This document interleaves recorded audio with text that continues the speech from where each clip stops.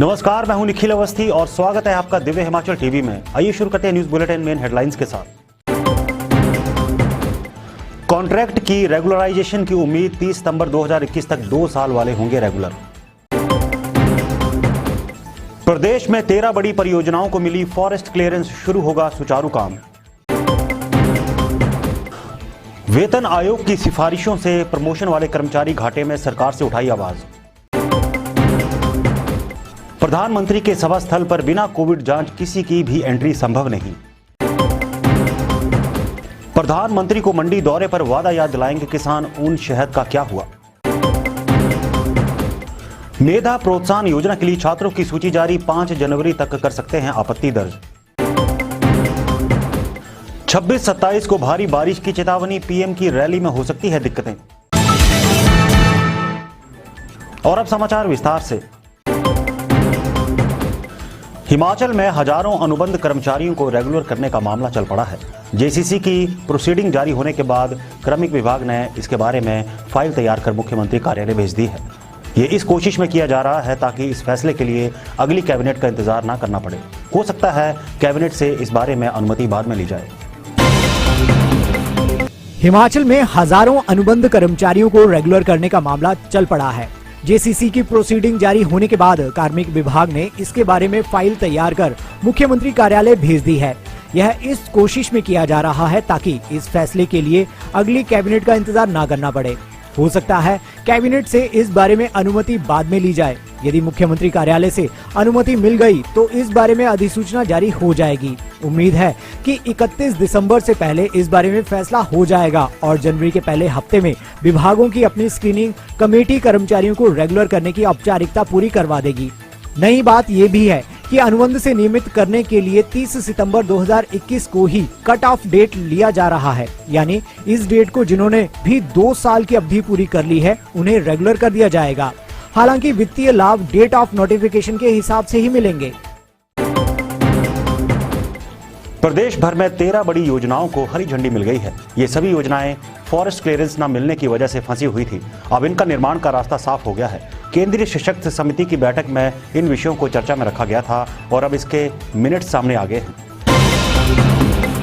प्रदेश भर में 13 बड़ी योजनाओं को हरी झंडी मिल गई है। यह सभी योजनाएं फॉरेस्ट क्लियरेंस न मिलने की वजह से फंसी हुई थी। अब इनका निर्माण का रास्ता साफ हो गया है। केंद्रीय सशक्त समिति की बैठक में इन विषयों को चर्चा में रखा गया था और अब इनके मिनट सामने आ गए हैं। इनमें बिजली और सड़क परियोजनाएं शामिल हैं। इन परियोजनाओं में 10 हाइड्रो प्रोजेक्ट हैं, जबकि 3 अन्य हाईवे हैं। इनमें से चंबा जिला में 4, शिमला और मंडी में 2-2, जबकि कुल्लू और कांगड़ा में 1-1 बिजली प्रोजेक्ट को हरी झंडी मिली है। यह सभी प्रोजेक्ट 20 मेगावाट से कम क्षमता के हैं। इसके अलावा 3 सड़क परियोजनाएं भी शुरू होनी हैं। इनमें से सबसे बड़ा प्रोजेक्ट होली उतराला सड़क का है। इस सड़क के निर्माण को 2 चरणों में स्वीकृति प्रदान की गई है। सड़क मार्ग की बात करें तो होली उतराला को सबसे अहम माना जा रहा है। इस सड़क के निर्माण के बाद शिमला से भरमौर की दूरी करीब 300 किलोमीटर कम हो जाएगी, जबकि बैजनाथ और भरमौर के बीच में करीब 250 किलोमीटर का अंतर आएगा। इसके अलावा एक अन्य मार्ग का निर्माण आनी में होना है।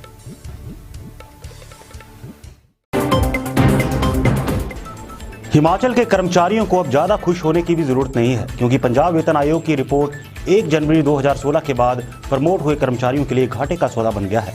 पंजाब वेतन आयोग ने 1 जनवरी 2016 के बाद पदोन्नत कर्मचारियों को पदोन्नति तिथि से लाभ लेने पर पुराने पद पर किए कार्य का एरियर न देने का फैसला किया है। अगर कर्मचारी 2019 में प्रमोट हुआ है तो 1 जनवरी 2016 से प्रमोशन की तिथि के लिए कोई एरियर नहीं मिलेगा। पंजाब वेतन आयोग की रिपोर्ट 1 जनवरी 2016 के बाद प्रमोट हुए कर्मचारियों के लिए घाटे का सौदा बन गया है। पंजाब वेतन आयोग ने 1 जनवरी 2016 के बाद पदोन्नत कर्मचारियों को पदोन्नति तिथि से लाभ लेने पर पुराने मद पर किए कार्य का एरियर न देने का फैसला किया है। अगर कर्मचारी 2019 में प्रमोट हुआ है तो 1 जनवरी 2016 से प्रमोशन की तिथि तक का कोई एरियर नहीं मिलेगा।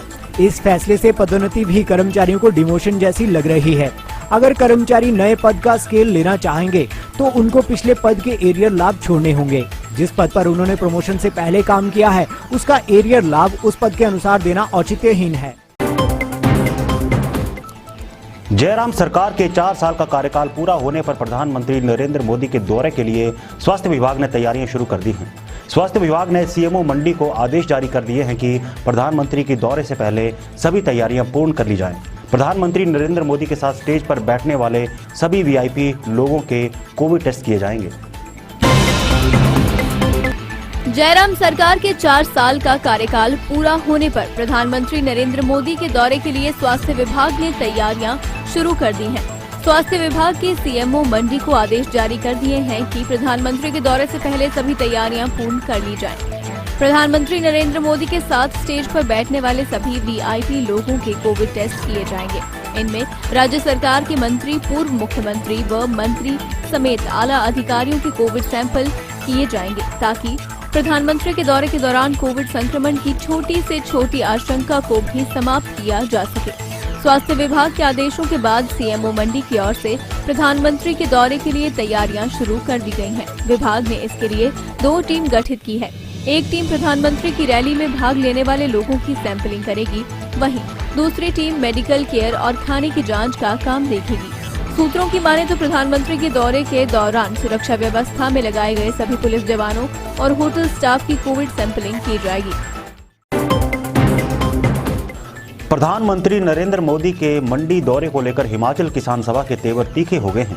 किसान सभा ने प्रधानमंत्री को 2014 से पहले हिमाचल दौरे के दौरान किए गए उनके वायदे याद दिलाते हुए कहा है कि उन्होंने हिमाचल के किसानों से वायदा किया था कि केंद्र में सरकार बनने पर हिमाचल को उनके उत्पाद का न्यूनतम समर्थन मूल्य दिया जाएगा, जिसमें दूध, ऊन, शहद और फल शामिल हैं।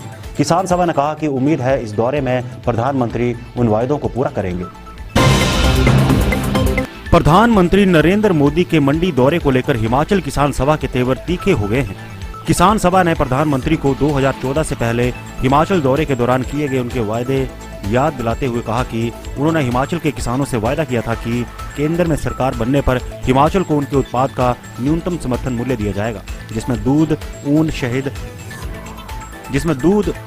शहद और फल शामिल हैं। किसान सभा ने कहा कि उम्मीद है इस दौरे में प्रधानमंत्री उन वायदों को पूरा करेंगे। हिमाचल किसान सभा के राज्याध्यक्ष डॉक्टर कुलदीप सिंह तंवर ने कहा कि प्रधानमंत्री हमेशा हिमाचल से अपना नाता जोड़ते हैं और अपना दूसरा घर कहते हैं। इस बार मंडी सहित हिमाचल के मक्की उत्पादक किसानों की उम्मीद है कि प्रधानमंत्री मक्की को न्यूनतम समर्थन मूल्य पर मक्की की खरीद को सुनिश्चित करवाने के लिए प्रदेश सरकार को उचित निर्देश देंगे। डॉक्टर तंवर ने कहा कि अभी किसानों की लगभग 7 लाख मीट्रिक टन मक्की बिक्री के लिए आती है, लेकिन 8 से 12 रुपए बमुश्किल बिक पाती है। डॉक्टर तंवर ने कहा कि कृषि विश्वविद्यालय पालमपुर के प्रसार प्रकोष्ठ से एक पुस्तक प्रकाशित हुई है जिसमें मक्की के लगभग 35 उत्पाद बनाए जा सकते हैं। राज्य के सरकारी स्कूलों में मेधा प्रोत्साहन योजना के तहत प्रतियोगी परीक्षाओं के लिए छात्रों को मुफ्त कोचिंग के लिए शिक्षा विभाग ने सूची जारी कर दी है। जमा 2 के बाद अब ये छात्र निःशुल्क कोचिंग लेंगे। वेरिफिकेशन के बाद ये सूची वेबसाइट पर डाली गई है। इसके बाद यदि किसी छात्र का नाम रह गया हो तो इसके लिए वह 5 जनवरी तक आपत्ति दर्ज कर सकता है। राज्य के सरकारी स्कूलों में मेधा प्रोत्साहन योजना के तहत प्रतियोगी परीक्षाओं के लिए छात्रों को मुफ्त कोचिंग के लिए शिक्षा विभाग ने सूची जारी कर दी है। जमा 2 के बाद अब ये छात्र निःशुल्क कोचिंग लेंगे। वेरिफिकेशन के बाद ये सूची वेबसाइट पर डाली गई है। इसके बाद यदि किसी छात्र का नाम रह गया हो तो इसके लिए वह 5 जनवरी तक आपत्ति दर्ज कर सकता है। इस योजना के तहत जमा 2 कक्षा में कम से कम 75% अंक प्राप्त किए हों उन छात्रों को वित्तीय लाभ दिया जाता है। वहीं अनुसूचित जाति, जनजाति, अन्य पिछड़ा वर्ग, IRDPA, BPL के छात्रों के लिए 65% अंक लेना जरूरी है।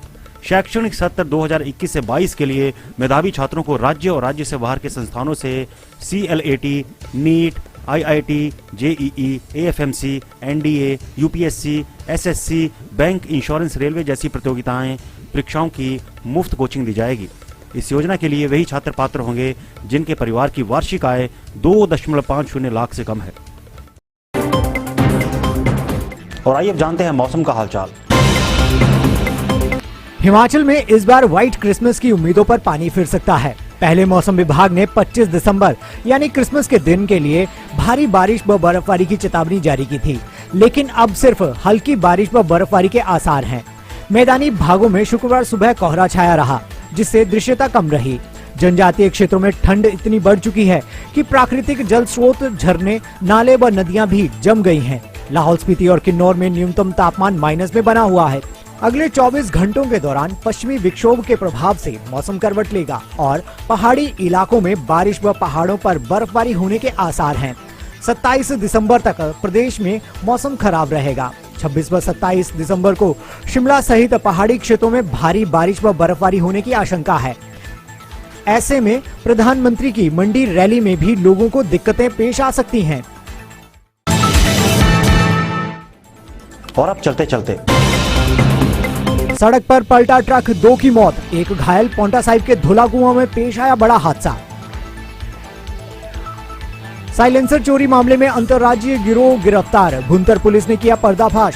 13 दिसंबर को बजोरा में हुई थी वारदात।